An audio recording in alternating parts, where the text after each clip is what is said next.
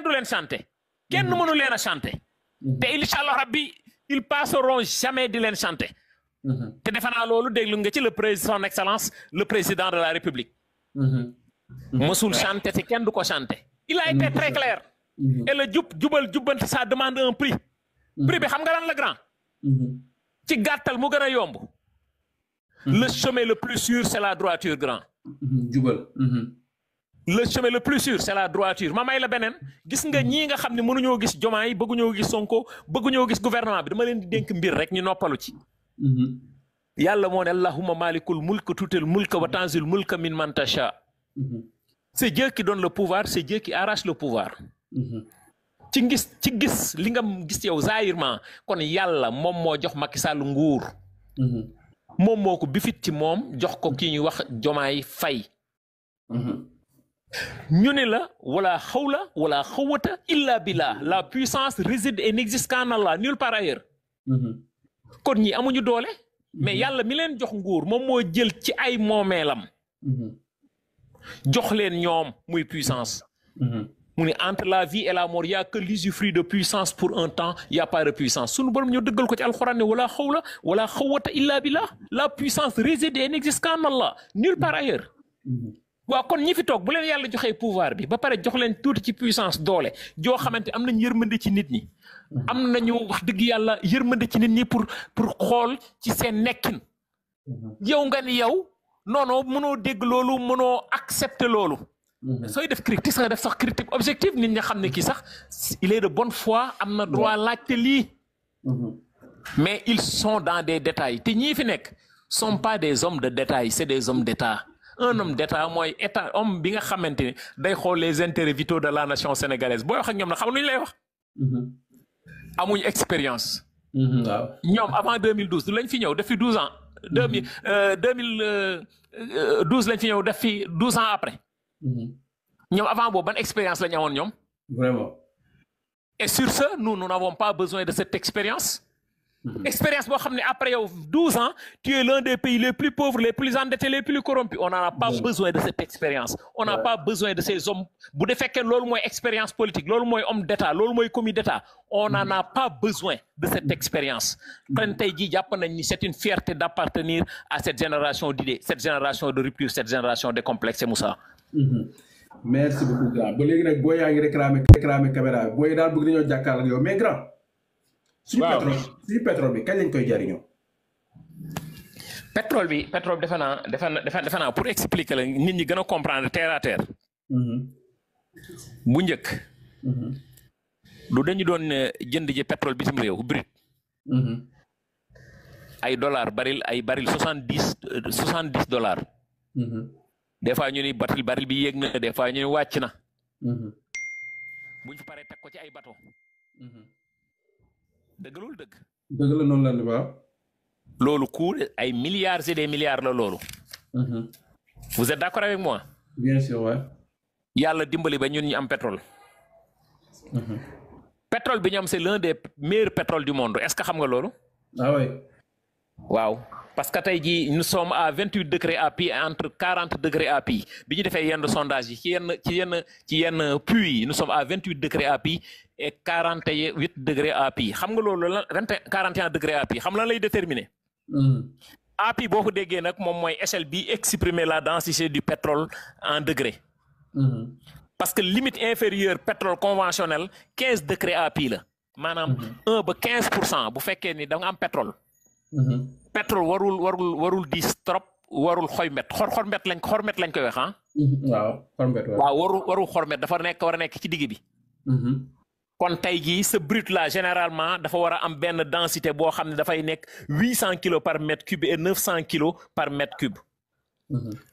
kon tey pétrole boobu ñun bu ñu ko amee ñun waxuñu dañuy jaay brut comme ñoom li ñu bëggoon a def ñun dañ koy industrialiser moo tax voyage du président de la République bi mu demee Chine nga dégg ñu ni signé na ak waa Chine pour une deuxième raffinerie. mais xaaruñu deuxième raffinerie boobu ñun dañoo jël pétrole bi nga xam ne moom la ñuy génnee fii tàmbali ko indi saar di ko exploiter benn barelu pétrole 159 litres la. benn baril boobu buñ ko raffiné dañuy génneel baril bu nekk rek laa lay wax de benn baril bu nekk 159 litres da lay génneel 74 litres gasoil da lay génneel 35 litres essence bi ñuy def ci oto yii. da lay génneel mazout maanaam goudron bii. da lay génneel nafta pour bu fekkee da nga def après pétrochimie nga xam ne da ngay mën a defar say bidon tout ce qui est plastique. daf lay génneel méthane ak yenn gaz yi ay propane ak ñoom seen. da lay génneel ba génneel la fiole bi nga xam moom nga doon jëndi ji di ko jël di ko dugal say centrale électrique muy lakk courant. waa léegi boo amee fiole boobu muy lakk courant nga dugal ko say centrale da nga ko doon jëndeetoo ko. am sa gaz boo xam da nga koy jël dugal ko ci say centrale. am say centrale solaire yoo xam ne da nga koy jël dugal ko ba tey ci réseau Sénélec. am éolienne bi nga xam mu ngi nekk Taïba Ndiaye nga dugal ko ci réseau Sénélec. mais ala kuli aal njeexital boobu dafay am njeexital ci essence am njeexital ci gasoil am njeexital. donc tey jii nit ñi dañoo yàkkamti nit wax fi loo xam dañ naan la moom moo fi waxoon lii wala moo fi waxoon laa li ñu mën a wax daal mooy que ni pays ñii fi nekk gouvernant yii. ay jaamu askan wi lañu te dinañ def lépp nga xam ne day am njeexital ci askan wi mais li ma la mën a wax mooy li nga doon jëndi bitim réew teg ko ci bateau indi ko ba Sénégal muy def un coup wax dëgg yàlla dimbali nañu tey ba boo ko indee ba port ci sea line yi moom la ñuy wax sea line parce que foofu du gazoduc ci sea line yi moom mooy jóge foofu pour ñëw dugg directement biir Saar kon jàpp nañu ni loolu ay am njeexital ci côté courant ci askan wi te loolu bu amee njeexital bu ñu amee souveraineté énergétique rek cela veut dire que ñun nous sommes partis pour être un pays industrialisé incha allah rabbi dañ fa egsi nag ci lu gaaw sax nag. loolu laa la ci mënoon tontu grand. ok mais pour gaz bi commencé nañ ko exploiter moom tamit commencé nañ est-ce que ñi nga xam te ñoo yor gaz bi ñi ko gagné ñi koy exploiter est-ce que commencé nañ ko mettre sur le marché commencé nañ jaay gaz bi ak ñun aussi kañ la ñuy commencé jëriñoo suñu gaz bi après pétrole. dafa naa déglu nga ñun ñëpp dégloon nañ ko tey jii heureusement man dafa mel ni sax tey dafa mel ni sax da nga ma cee jàppale.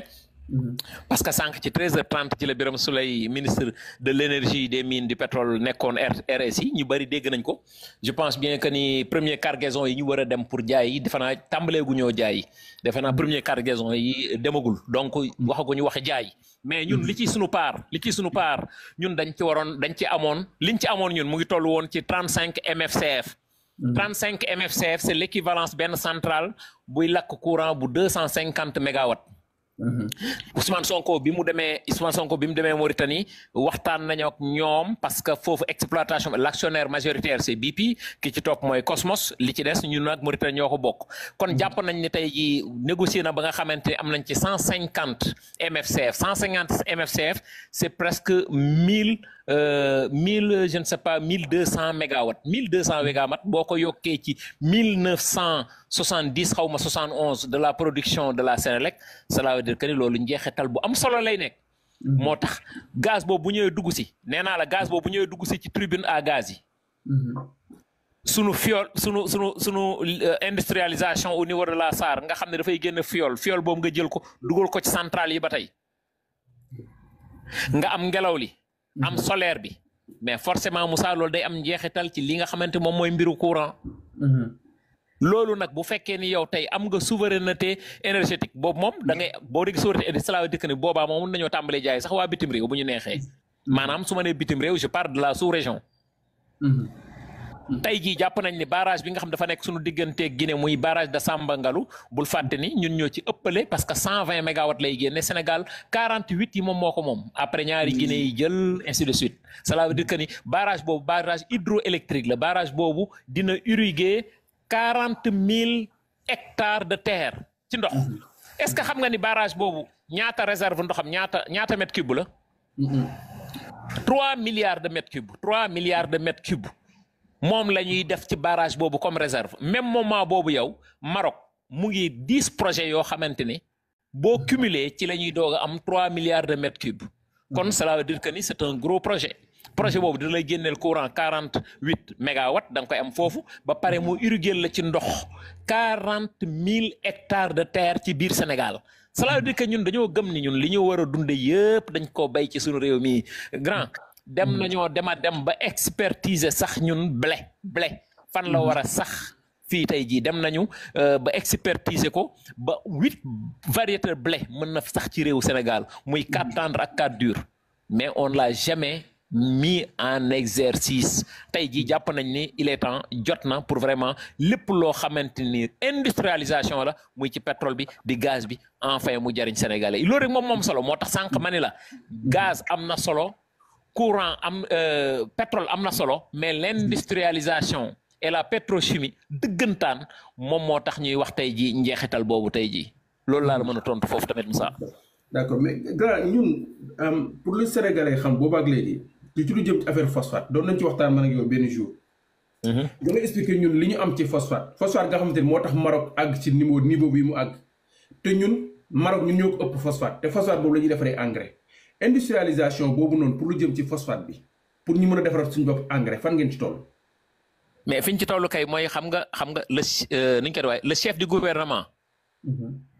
man kay dama lay revenir rek chef du gouvernement boo gee après léegi dugal RTS nga xool bi mu demee phosphate de Matam di ko visiter foofu la taxaw ni nous n'allons plus vendre en brut nos phosphates nous allons industrialiser dañ koy defar fii sur place loolu kay ku mu doyul dara dootuloo doy. mais pour tabax usine du 24 heures. du 48 heures du 72 heures on est d'accord. kon jàpp nañu ni ñun dañoo nar a tegu ci raay pour être un pays industrialisé sunu doom yi di jël gaal gi di brader la mer. pour ba mu leen di jaral yenn yi fan lañ jëm du ci pays industrialisé lañ jëm. nan nga mën a comprendre yow ñu ne la adduna bi yëpp 66% des matières premières du monde proviennent de l'Afrique. ñun Sénégal ñu am ci 37 ressources dans ce petit pays qui se nomme le Sénégal nga xam ne superficie mu ngi toll 196 722 kilomètres carrés. nga am ci 37 ressources naturelles yow. grand boo nekkul un pays industrialisé lan nga war a nekk yow. maa ngi soo comprendre sax boo jàkkaarloo waa APR ak yooyu noonu nga di bëgg a dóor quoi maa ngi soo comprendre c'est-à-dire maanaam ñun suñu ressources yi bu ñu ko géré woon depuis des années ni ñu ko waroon géré kon Sénégalais yi day mel ni Dubaï nit ñi mën nañ leen toog ñu leen di fay chaque fin du mois même boo liggéeyu c'est-à-dire bénéfice rek bu ñu ko séddalee Sénégalais yi. grand réew mi li may mën a wax et plus particulièrement la jeunesse de ce pays man ñoom laay waxal l'intoxication ne passera pas. nañu may ñi un laps de temps laa lay wax nii réforme yi ñu bëgg a def ñu def ko wallahi azim le Sénégal sera sur l'orbite du développement wallahi azim le Sénégal sera sur l'orbite du développement te dara mënuñoo tee ñu dem suñu yoon mais il va falloir qu'on puisse prendre du temps nit ñi dal tuuti rek parce que am réew wax naa la ko sànq ce n'est pas dans la précipitation et dans la vitesse qu'on règle les urgences d'un pays ñun dañ koy def certes lentement mais sûrement au moins que les gens sachent que il y a des hommes d'État qui sont là nit ñoo xamante ni vraiment am nañ lu ñu bañal seen bopp tey jii boo ko xoolee ci ministre de l'agriculture da nga naan mais c'est le meilleur ministre da nga naan kii est-ce que am na bureau boo xoolee ci Abdourahmane à partir de 2025-26 laa lay wax nii xoolal année académique bi université dañ koy régler mu jeex tàkk et ça